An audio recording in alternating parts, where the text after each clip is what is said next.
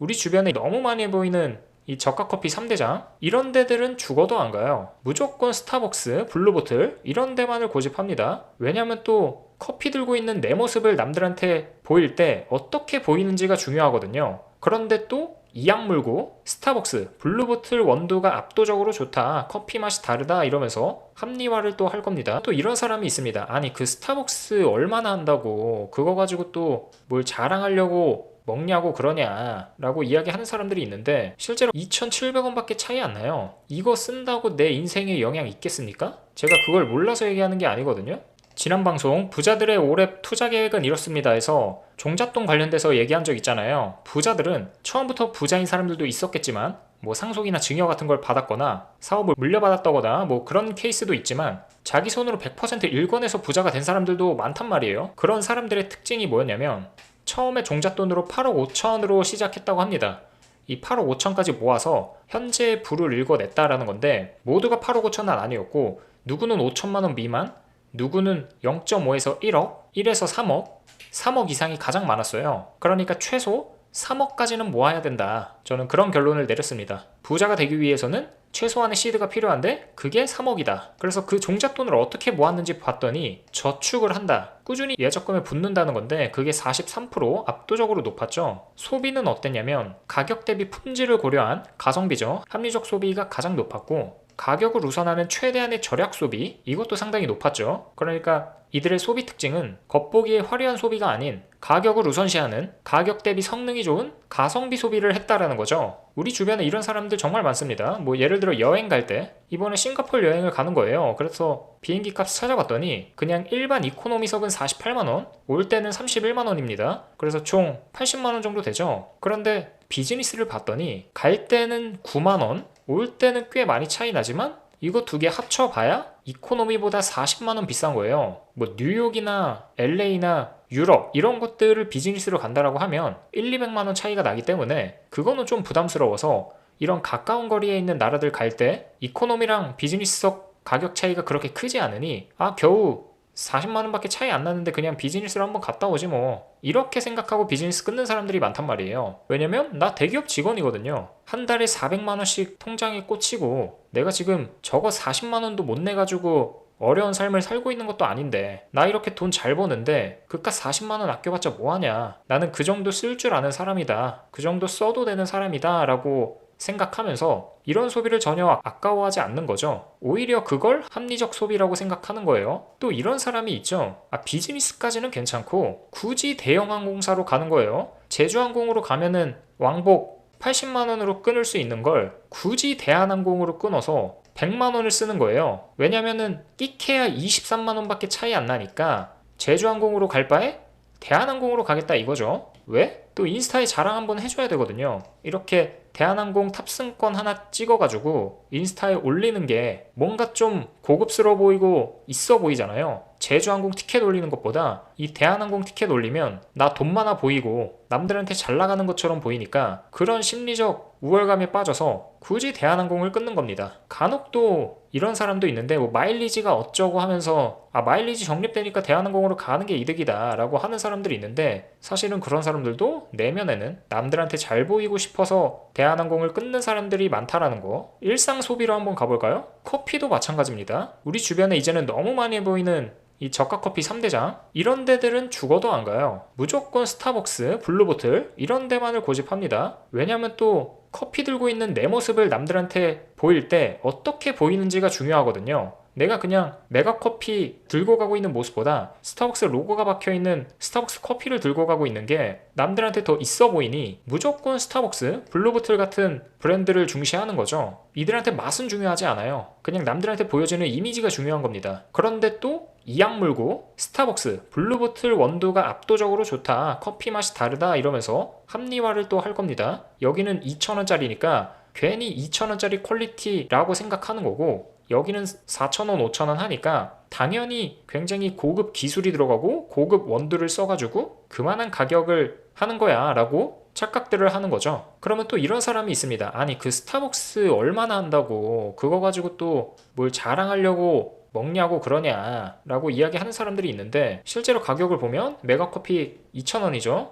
그리고 스타벅스 4,700원입니다. 2,700원밖에 차이 안 나요. 이거 쓴다고 내 인생에 영향 있겠습니까? 제가 그걸 몰라서 얘기하는 게 아니거든요. 1년으로 따지면 메가커피 73만원이고 스타벅스 170만원입니다. 거의 100만원 돈 차이 나죠? 제가 이거 겨우 98만원 때문에 그러는 게 아니에요. 인생에서 98만원 없다고 내 인생이 망합니까? 1년에 98만원 더 쓴다고 내 인생이 바뀌어요? 아니에요. 저도 다 알고 있어요. 겨우 98만원 때문에 그러는 게 아니라 이런 식의 소비가 다양한 곳에서 쌓이고 있기 때문에 그러는 겁니다. 겨우 몇만원 가지고 그러는 게 아니에요. 그리고 여러분들도 겨우 몇만원 가지고 오라고 생각해서는 안 됩니다. 매 소비마다 이런 생각을 갖고 있을 거라고요. 아, 이거 해봐야 몇천원 몇만원밖에 차이 안 나는데 그거 해봐야 내 인생에 타격 하나도 없다. 코리안트 멤버십을 오픈했습니다. 다음 주에 업로드될 영상을 미리 확인하실 수 있습니다. 자세한 내용은 설명란을 참고해주세요. 택시비가 또 대표적이죠. 신사역에서 강남역까지 간다고 합시다. 회사 갈 때 너무 편하잖아요.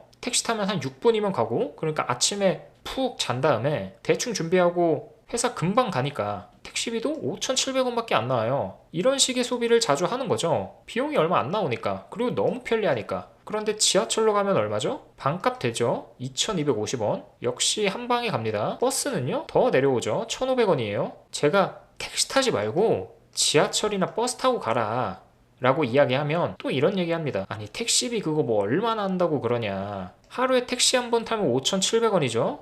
많이 차이 나는 버스랑 차이 나봐야 4,200원밖에 차이 안 나고요.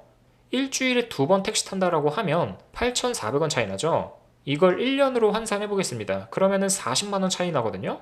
당신 말대로 얼마 차이 안 나는 거 맞아요? 겨우 40만원입니다. 이거 없다고 내 인생에 영향 하나도 없고요. 이렇게 택시만 탄다고 해서 내 인생 망하거나 하지 않는다고요. 그런데 제가 얘기하는 건 뭐냐면 이 비용 그 자체가 아니라 아낄 수 있는데도 불구하고 아끼지 않고 이거 해봐야 얼마 안 돼 라는 생각과 습관, 그 태도를 경계하라는 거예요. 벌써 지금만 해도 누수되는 비용이 얼마였습니까? 아까 커피 1년에 98만원 차이 났죠? 지금 택시 40만원 차이 납니다. 그럼 벌써 140만원이죠?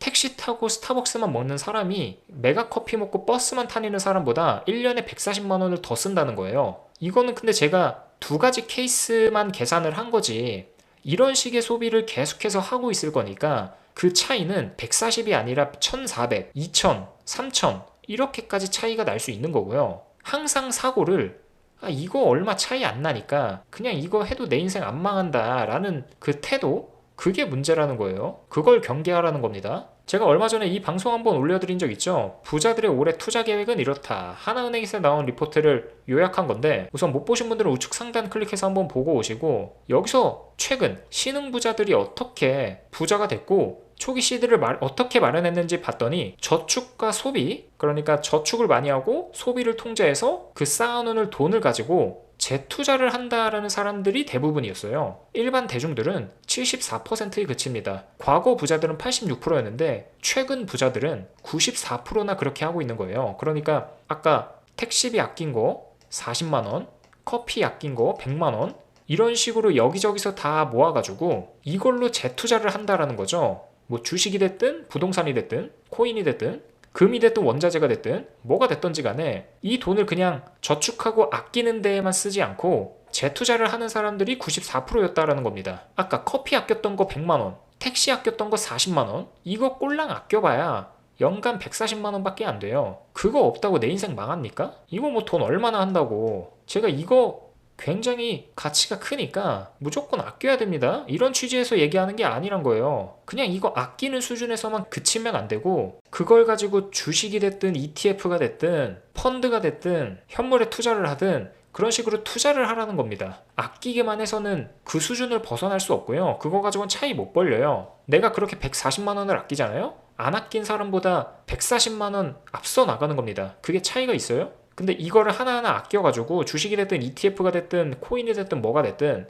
투자를 한다면 그 차이를 훨씬 벌릴 수 있다고요. 그러니까 아끼기만 해서는 절대 차이를 벌릴 수가 없다. 최근 부자들의 특징이 뭐냐면 작년까지만 해도 예금과 채권을 가장 우선시했어요. 근데 예금 채권 해봐야 얼마 법니까? 2, 3% 수준의 수익률을 가져다 주는데 올해 스탠스가 좀 바뀌었거든요. ETF를 가장 많이 하겠다라고 하고요. 주식이 두 번째입니다. 예금 채권에 비해 수익률이 훨씬 높죠. 하물며 부자들도 이렇게 공격적으로 투자해서 높은 수익률을 가져가고자 하는데 돈도 없는 일반 대중들이 그냥 140만원 아껴가지고 예금 채권에 넣어두면 그게 무슨 의미가 있나요? 위에 있는 사람들은 더 빨리 나가려고 하는데 밑에 있는 사람들은 저축 예금 채권에 담아가지고 차이를 이만큼밖에 따라가지 못하고 있는데 언제 따라잡을 거냐고요. 그러니까 예금과 저축에서 벗어나서 그 아낀 돈을 가지고 투자를 하는 겁니다. 사람들이 내 집 마련을 왜 두려워하나요? 4억에서 5억 원 되는 돈을 한 번에 지불해야 되잖아요. 내 인생에서 가장 큰 단일 소비에 해당되고요. 내가 한 번에 4억 원을 쓴 적이 없는데 태어나서 처음 쓰려고 하다 보니까 그게 굉장히 무서운 거죠. 그래서 내 집 마련을 두려워하는 것도 있는데 적은 금액에서부터 트레이닝을 해놔야 됩니다. 그렇게 예금 저축 단계를 넘어가서 적은 돈을 소중하게 여기고 그 적은 돈을 바탕으로 주식이 됐든 펀드가 됐든 투자를 하는 거예요. 그러면은 뭐 마이너스 200, 플러스 100, 마이너스 8만원, 마이너스 97만원, 마이너스 81만원, 플러스 85만원 이런 식으로 적은 시드로 깨져도 보고 먹어도 보고 이러면서 단련을 해나가는 거예요. 이런 경험들이 누적되다 보면 이제는 조금 무뎌져서 4억 원, 5억 원이라는 금액을 지불할 때에도 두려움이 많이 사라집니다. 그래서 적은 돈을 무시하지 말라는 거예요. 이렇게 소비를 하게 되면 이제 주변에서 많이 비아냥하기 시작할 거거든요. 제가 방금 말씀드렸던 그 반응 친구들한테서 나올 겁니다. 야, 택시 그거 뭐 얼마나 한다고 굳이 버스를 타고 다니냐. 5분이면 가는데 그거 3,000원만 더 내면 되는데 뭘 그거 아낀다고 그러냐. 커피 스타벅스 꼴랑 해봐야 3,000원밖에 더 안 비싼데 뭐하러 메가커피 먹냐. 거기 맛 없다. 2,000원인 이유가 있는 거다. 뭐 이러면서 주변에서 비아냥을 많이 떨 거예요. 그런데 이런 거 다 견뎌내셔야 됩니다. 그렇게 얘기하는 애들 얼마 갖고 있는지만 보시면 돼요. 그 사람들이 진짜 잘 살고 있다면